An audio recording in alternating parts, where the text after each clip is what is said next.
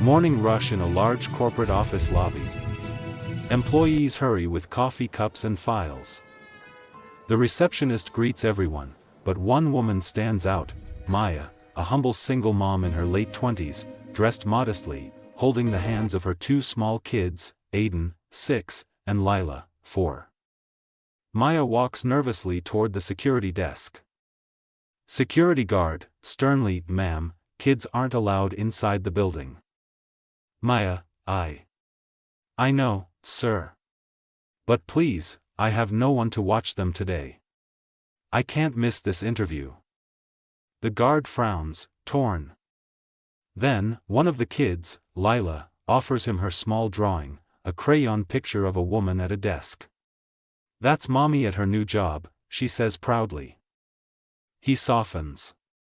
"All right, just for a few minutes. Go straight to HR." Maya thanks him with watery eyes. She holds her kids close and takes a deep breath before entering the elevator.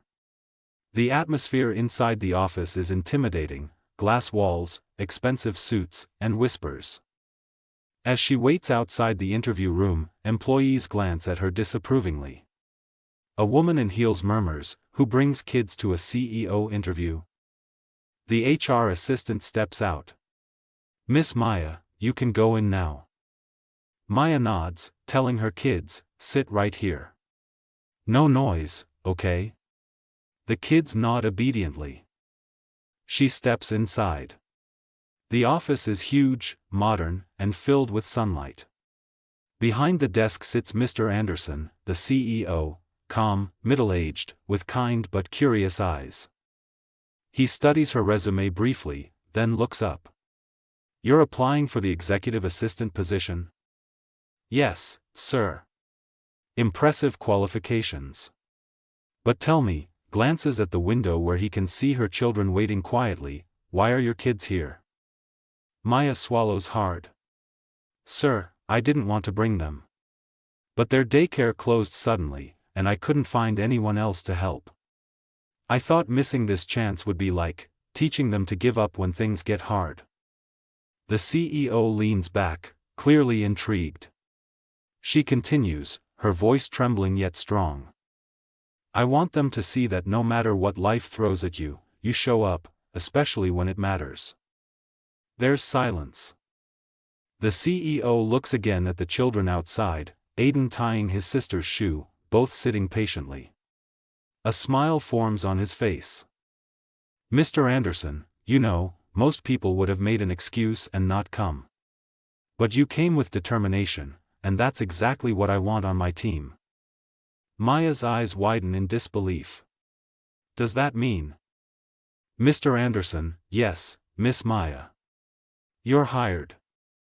Tears fill her eyes.